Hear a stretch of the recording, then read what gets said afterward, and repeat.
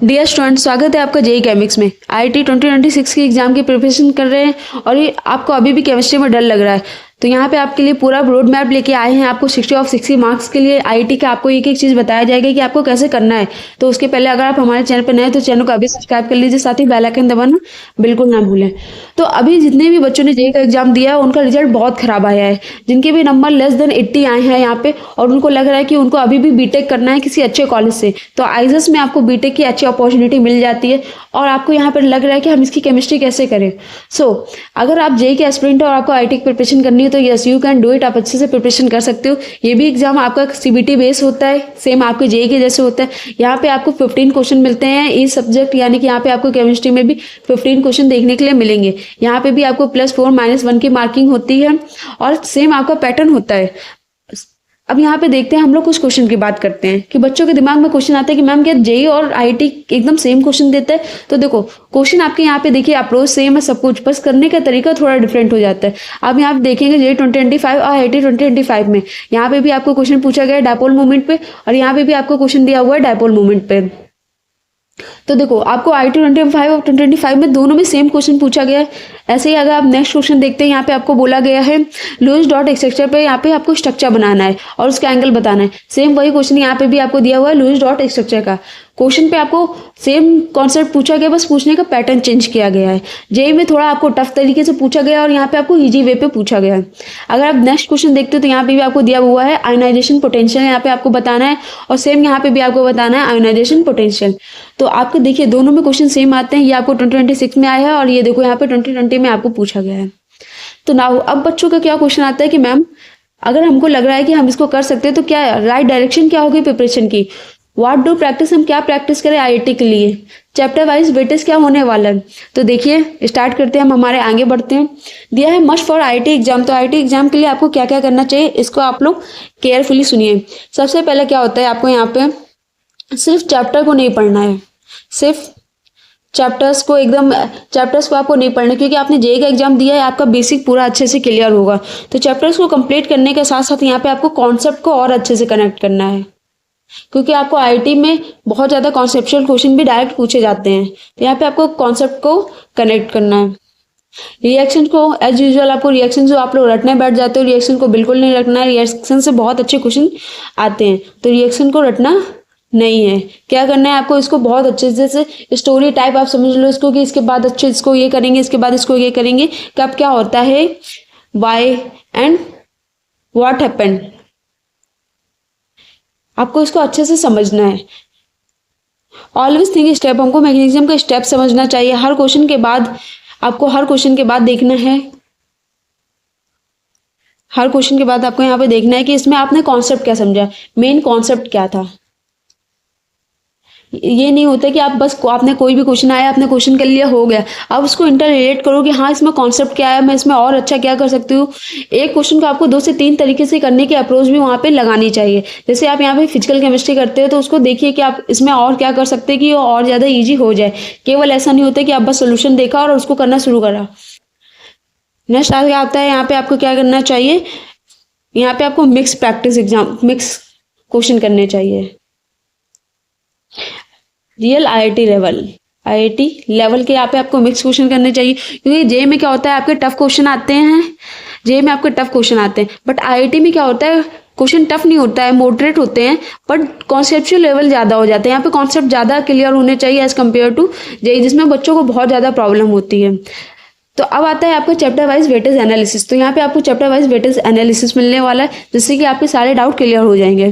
तो अगर आप यहाँ पे देख सकते हैं आईआईटी के लास्ट 5 ईयर्स का आपको चैप्टर वाइज वेटेज बताया गया है। तो आप देखेंगे जब यहाँ पे जनरल ऑर्गेनिक केमिस्ट्री, तो आप देखते हैं यहाँ पे जनरल ऑर्गेनिक केमिस्ट्री में 2021 में 2 क्वेश्चन, 2022 में 1, 3 में 2, 2024 में 1 और 2025 में एक भी क्वेश्चन नहीं पूछे गए। तो यहाँ पे आपको टोटल क्वेश्चंस के दिए हुए हैं, जहाँ पे आप देख सकते हो कार्बोक्सिलिक एसिड से आपको एक भी क्वेश्चन नहीं पूछा गया। तो आप इससे आपको ये समझ सकते हो कि आपको कौन से चैप्टर स्किप करना है और कौन से चैप्टर्स को आपको ज़्यादा प्रायोरिटी देनी है। और अगर आपको अभी भी चैप्टर्स में कन्फ्यूजन हो रही है हर चैप्टर्स में कि आपको किस चैप्टर्स को ज़्यादा प्रायोरिटी देनी चाहिए, तो हमारे चैनल पर already priority wise video chapters का अपलोड है आईआईटी का, आप जाके उस वीडियो को अच्छे से देखिए और उसके अकॉर्डिंग आप अपने प्रिपरेशन को और अच्छे से बूस्ट करिए। सो अगर आप यहाँ पे देखते हैं तो आपको यहाँ पे कोऑर्डिनेशन कंपाउंड से काफ़ी अच्छे क्वेश्चन देखने के लिए मिले हैं। इसके अलावा आप देखोगे तो आपको लास्ट 2025 में केमिकल पीरियोडिक टेबल से एक भी क्वेश्चन नहीं मिला है। तो इसका मतलब ये नहीं कि आपको पीरियोडिक टेबल स्किप करना है। पीरियोडिक टेबल आपको डीएनएम ब्लॉक में बहुत हेल्प करता है, ब्लॉक पूरी केमिस्ट्री में। तो पीरियोडिक टेबल में आपको नहीं मिला है। मोल कॉन्सेप्ट में भी आपको एक भी क्वेश्चन देखने के लिए नहीं मिला है, बट आपको मोल कॉन्सेप्ट को करना चाहिए, क्योंकि मोल कॉन्सेप्ट अगर आप अच्छा कर लोगे तो आपका सोल्यूशन, आयनिक, इन सब में बहुत हेल्प मिलने वाली है। सॉल्यूशन चैप्टर से भी आपको कम क्वेश्चन देखने के लिए मिले हैं, बट सॉल्यूशन चैप्टर से ग्राफिकल क्वेश्चन बहुत पूछे जाते हैं आपको। अगर आप यहाँ पे डीएन ब्लॉक देखने वाले हैं तो 2025 में क्वेश्चन पूछे, 2024 में से एक भी क्वेश्चन नहीं आया है। बट डीएन ब्लॉक को आप बिल्कुल भी स्किप मत करिए, बहुत ही आसान चैप्टर है और बहुत जल्दी होने वाला है। तो यहाँ पे आपको 2025 तक पूरी चैप्टर वाइज वेटेज दिया हुआ है। अब बात आती है कि मैम आपने वेटेज दे दिया, अब हम क्या करेंगे? यहाँ पे वेटेज मिल गया पर हम करेंगे कैसे अपने प्लान को?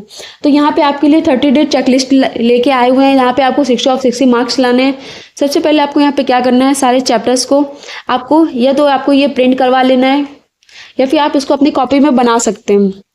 तो आप इसको प्रिंट करवा लेंगे और इसको जब आप करेंगे तो सबसे पहले आपको यहाँ पे अपनी टाइमलाइन को एडजस्ट करना है। अब आपके पास कितना बचा है? 1 मंथ बचा है। आपको 7 जून ऑफ पेपर है। 1 से 7 जून तक आप कुछ भी नहीं कर सकते हो। वहाँ पे आपको मॉक देने हैं, अपना रिवीजन करना है।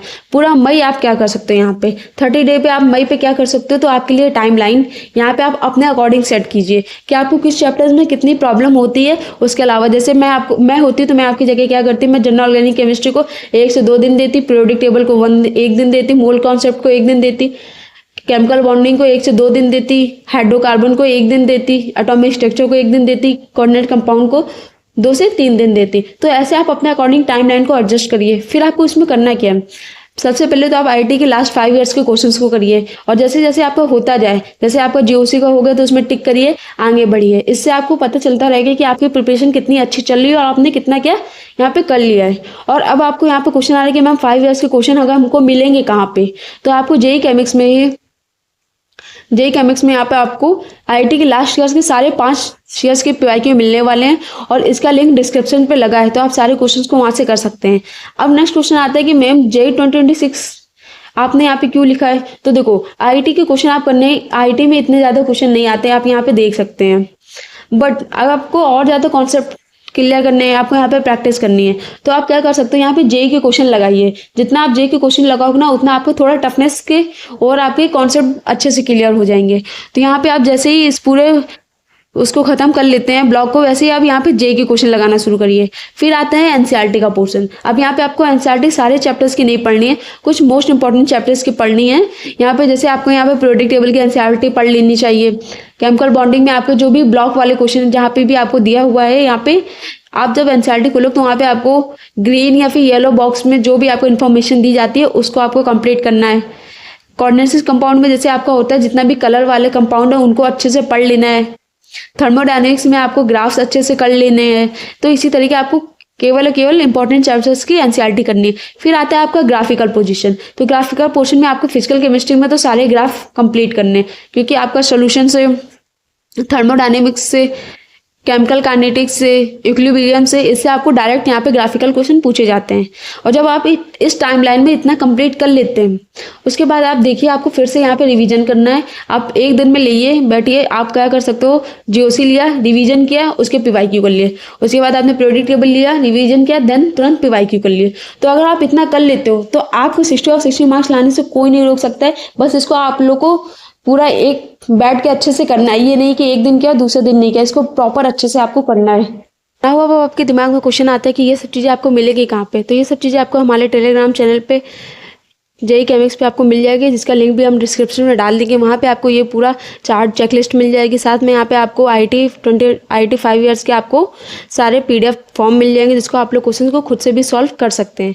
तो वीडियो यहाँ तक आपका खत्म होता है। प्रिपरेशन अच्छे से करिए। All the best.